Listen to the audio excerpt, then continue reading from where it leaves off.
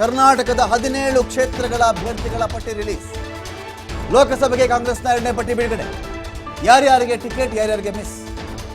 ಕರ್ನಾಟಕದ 17 ಅಭ್ಯರ್ಥಿಗಳು ಸೇರಿ 57 ಕದನ ಕಲಿಗಳ ಪಟ್ಟಿ ಬಿಡುಗಡೆ. ಕಂತುಗಳಲ್ಲಿ ಕಾಂಗ್ರೆಸ್ ತನ್ನ ಪಟ್ಟಿ ಬಿಡುಗಡೆ ಮಾಡ್ತಾ ಇದೆ. ಅಲ್ಲಿಗೆ 4 ಕ್ಷೇತ್ರ ಉಳಿಸ್ಕೊಂಡಿರ್ಬೇಕು ಸೂರ್ಯ. 4 ಕ್ಷೇತ್ರ ಉಳಿದಿರಬೇಕು. ಅವತ್ತು 7, ಇವತ್ತು 17. 7 + 17 ಉಳ್ಕೊಳ್ಳೋದು 4. ಕರ್ನಾಟಕದ 17 ಅಭ್ಯರ್ಥಿಗಳು ಸೇರಿ ದೇಶಾದ್ಯಂತದ ಸುಮಾರು 57 ಅಭ್ಯರ್ಥಿಗಳನ್ನು 57 ಕ್ಷೇತ್ರಗಳಿಗೆ ಕಾಂಗ್ರೆಸ್ ಹೆಸರಿಸಿದೆ ಲೋಕಸಭೆಗೆ. ಸೊ ಅಳೆದು ತೂಗಿ ನೆನ್ನೆನೇ ಆಗಬೇಕಾಗಿತ್ತು ಅಂತ ಇದ್ರು, ಒಂದಷ್ಟು ಮೀಟಿಂಗ್ ಆಗಬೇಕು ಅಂತ ಇದ್ರು. ಯಾರ್ಯಾರಿಗೆ ಸಿಗ್ತಪ್ಪ ಟಿಕೆಟ್ ಕುತೂಹಲ ಇದೆ. ಟಿಕೆಟ್ ಸಿಕ್ಕಿರೋದು ಯಾರ್ಯಾರಿಗೆ? ಯಾವ ಬಿಜೆಪಿ ಕಲಿಗಳ ವಿರುದ್ಧವಾಗಿ ಯಾವ ಕಾಂಗ್ರೆಸ್ನ ಕಲಿ, ಯಾವ ಮೈತ್ರಿ ಅಭ್ಯರ್ಥಿಯ ವಿರುದ್ಧವಾಗಿ ಯಾವ ಕಾಂಗ್ರೆಸ್ನ ಕಲಿ ಪಣಕ್ಕೆ ಕಾಂಗ್ರೆಸ್ ಇಡ್ತಾ ಇದೆ ಅಂತ. ಎಐಸಿಸಿ 2ನೇ ಪಟ್ಟಿ ನಾವು ಚೆಕ್ ಮಾಡ್ಕೊಳ್ಳೋಣ. ಎಐಸಿಸಿ ಪಟ್ಟಿ ಬಿಡುಗಡೆ ಆಗಿದೆ. ಇಲ್ಲಿ 17 ಅಭ್ಯರ್ಥಿಗಳ ಪಟ್ಟಿ ಬಿಡುಗಡೆ ಆಯಿತು. 17 ಅಭ್ಯರ್ಥಿಗಳ ಪಟ್ಟಿಯಲ್ಲಿ ಬಿಡುಗಡೆ ಆಗಿದೆ. ಮೊದಲಿಗೆ 7 ಆಗಿತ್ತು, ಇವತ್ತು 17 ಬಂತು. ಅಲ್ಲಿಗೆ ಇನ್ನ 4 ಜನ ಮಾತ್ರ ಉಳ್ಕೊಂಡ್ರು ಕಂಟೆಸ್ಟ್ ಮಾಡಬೇಕು ಅಂತ ಹೇಳಿ. ಯಾರ್ಯಾರು? ಬೀದರ್ ಸಾಗರ್ ಖಂಡ್ರೆ, ಕಲಬುರಗಿ ರಾಧಾಕೃಷ್ಣ. ಬೀದರ್ ಸಾಗರ್ ಖಂಡ್ರೆ, ಕಲಬುರಗಿ ರಾಧಾಕೃಷ್ಣ. ರಾಯಚೂರು ಕುಮಾರ್ ನಾಯಕ್. ಬಾಗಲಕೋಟೆ ಸಂಯುಕ್ತ ಪಾಟೀಲ್. ಕೊಪ್ಪಳ ರಾಜಶೇಖರ್ ಹಿಟ್ನಾಳ್. ನಾವೆಲ್ಲ ಇದನ್ನ ಹೇಳ್ತಾ ಇದ್ದೀವಿ ಇಲ್ಲಿ. ಚಿತ್ರದುರ್ಗ BN ಚಂದ್ರಪ್ಪ. ದಾವಣಗೆರೆ ಪ್ರಭಾ ಮಲ್ಲಿಕಾರ್ಜುನ್. ದಕ್ಷಿಣ ಕನ್ನಡ ಪದ್ಮರಾಜ್. ಉತ್ತರ ಕನ್ನಡ ಅಂಜಲಿ ನಿಂಬಾಳ್ಕರ್. ಉತ್ತರ ಕನ್ನಡದಿಂದ ಅಂಜಲಿ ನಿಂಬಾಳ್ಕರ್ ಪಟ್ಟಿಯಲ್ಲಿದೆ ನೋಡಿ. ಬೀದರಿಂದ ಸಾಗರ್, ರಾಯಚೂರಿಂದ ಕುಮಾರ್ ನಾಯಕ್, ಬಾಗಲಕೋಟೆ ಸಂಯುಕ್ತ ಪಾಟೀಲ್. ಯಾವ್ಯಾವ ಹೆಸರನ್ನ TV5 ಹೇಳಿತ್ತೋ, TV5 ಯಾವ್ಯಾವ ಹೆಸರನ್ನ ಸಂಭವನೀಯ ಅಂತ ಹೇಳಿತ್ತೋ ಎಲ್ಲದರಲ್ಲೂ ಕೂಡ ಅದೇ ಹೆಸರುಗಳಿದೆ. ಒಂದೇ ಒಂದು ಹೆಸರು ಕೂಡ ಚೇಂಜ್ ಇಲ್ಲ ರೀ. ಬೇಕಾದ್ರೆ ನಿನ್ನೆದೋ ಮೊನ್ನೆದೋ ನೀವು TV5 ನಿಮಗೆ ಸೋಷಿಯಲ್ ಮೀಡಿಯಾ ಸಿಗುತ್ತೆ, ನೀವು ನೋಡಿದ್ರು ಹೀಗೆ ಇರಬೇಕು. TV5 ಯಾವ ಹೆಸರುಗಳನ್ನು ಹೇಳಿತ್ತೋ ಅದೇ ಹೆಸರುಗಳು ಇವತ್ತಿನ ಪಟ್ಟಿಯಲ್ಲಿವೆ. ಒಂದೇ ಒಂದು ಹೆಸರು ಕೂಡ ಚೇಂಜ್ ಆಗಿಲ್ಲ. ಚೆಕ್ ಮಾಡ್ಕೊಳ್ಳಿ ಬೇಕಿದ್ರೆ ನೀವು. ನಿನ್ನೆಗೋ ಮೊನ್ನೆಗೋ ನೀವು ಹೋಗಿ ನೋಡಿದ್ರು ಕೂಡ ಇದೇ ನಿಜ. ಬೀದರ್ ಸಾಗರ್ ಖಂಡ್ರೆ ಹೇಳಿದ್ವಿ, ಖಂಡ್ರೆ ಅವರ ಮಗ. ಕಲಬುರಗಿ ರಾಧಾಕೃಷ್ಣ. ರಾಯಚೂರಿಂದ ಕುಮಾರ್ ನಾಯಕ್. ಬಾಗಲಕೋಟೆ ಸಂಯುಕ್ತ ಪಾಟೀಲ್. ಕೊಪ್ಪಳ ರಾಜಶೇಖರ್ ಹಿಟ್ನಾಳ್. ಚಿತ್ರದುರ್ಗ BN ಚಂದ್ರಪ್ಪ. ದಾವಣಗೆರೆ ಪ್ರಭಾ ಮಲ್ಲಿಕಾರ್ಜುನ್. ದಕ್ಷಿಣ Kannada Padmaraj. Uttara Kannada Anjali Nimbalkar. Bengaluru south Soumya Reddy. Bengaluru central Mansoor Khan. Bengaluru north professor Rajeev Gowda. Belagavi Mrinal Hebbalkar. Chikkodi Priyanka Satish Jarkiholi.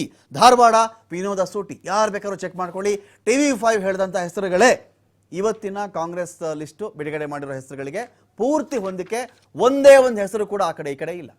TV5 ಯಾವಾಗ ಮಾತಾಡಿದ್ರು ಅಷ್ಟೇ with records, with proper source ಇಟ್ಕೊಂಡೇ ಮಾತನಾಡೋದು. ನಾವು ಸರ್ವೆ ಮಾಡಿದಾಗಲೂ ಇದೇ ಮಾತು. ನಾವೆಷ್ಟು ಸೀಟ್ ಹೇಳಿದ್ವೋ ಸ್ಟೇಟಲ್ಲಿ ಅಷ್ಟೇ ಸೀಟ್ ಕೂಡ ಬಂದಿತ್ತು. ಈ ವಿಚಾರಕ್ಕೆ ಒಂದು ರಿಯಾಕ್ಷನ್ ನಾನು ಮುಖಂದ್ರ ತೊಗೊಂಡ್ಬಿಡ್ತೀನಿ ನಿಮ್ಮದು. ನಾನು ಆಮೇಲೆ ರಾಮ್ ಅವ್ರು ಮಾತಾಡಿಸ್ಬೇಕು, ಅವ್ರದ್ದು ಅರ್ಧ ಆಗಿತ್ತು. ಈ ಪಟ್ಟಿಗಳಿಗೆ ಸಂಬಂಧಪಟ್ಟಂತೆ ಎಕ್ಸ್ಪೆಕ್ಟೆಡ್ಡೇ, ಇದರಲ್ಲಿ ಏನು ಚೇಂಜ್ ಆಗಿಲ್ಲ. ನಾವೇನು ಲಿಸ್ಟ್ ಕೊಟ್ಟಿದ್ದು ಅಷ್ಟು ಕಡೆ ಅದೇ ಬಂದಿರೋದು. ಸೂರ್ಯ ಪಟ್ಟಿನಲ್ಲಿ ಯಾವುದೇ ಬದಲಾವಣೆ ಏನಿಲ್ಲ. ಏನು ಈಗಾಗಲೇ ಸಾರ್ವಜನಿಕವಾಗಿ ಚರ್ಚೆ ಆಗ್ತಾ ಇತ್ತು, ಮಾಧ್ಯಮಗಳಲ್ಲಿ ಏನು ಹೇಳ್ತಾ ಇದ್ರಿ ಅವೇ ಹೆಸರುಗಳು ಬಂದಿದ್ದಾವೆ.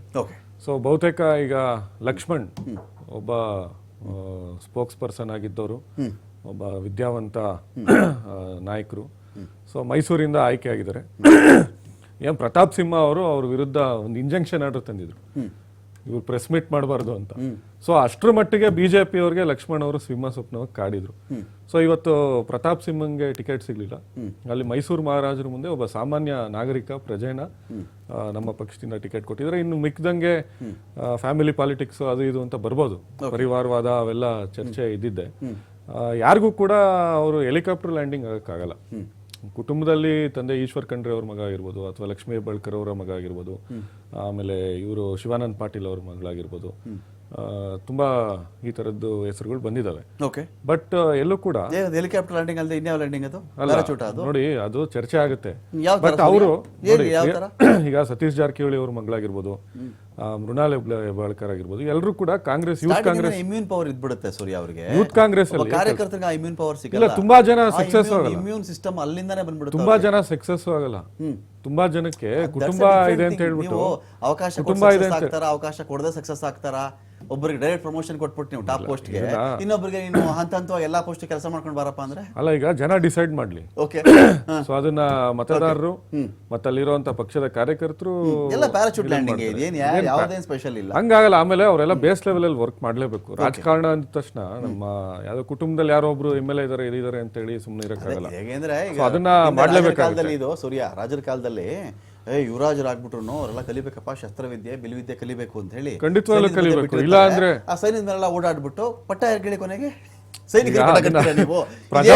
ಇದಕ್ಕೆ ಪಟ್ಟ ಸೈನಿಕನಿಗೆ ಕಟ್ತೀರಾ? ಕಟ್ಟಲ್ಲ ತಾನೆ, ಮಗನಿಗೆ ತಾನೇ ಕಟ್ಟೋದು ನೀವು ಪಟ್ಟ. ಇಲ್ಲ, ತುಂಬಾ ಜನ ನಮ್ಮ ಜೊತೆ ಕೆಲಸ ಮಾಡ್ತಾ ಇರ್ತಾರೆ, ಬೇರೆ ಹಿರಿಯ ನಾಯಕರುಗಳ ಮಕ್ಕಳೆಲ್ಲ.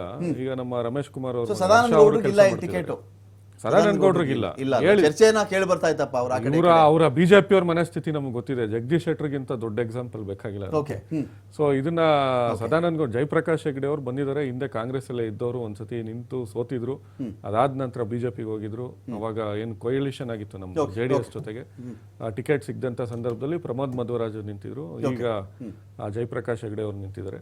ಸೊ ಎಲ್ಲ ಕಡೆ ಒಳ್ಳೆ ಅಭ್ಯರ್ಥಿಗಳನ್ನ ಆಯ್ಕೆ ಮಾಡಿದೆ ಪಕ್ಷ. ಟೋಟಲ್ 3 ವಿಷಯ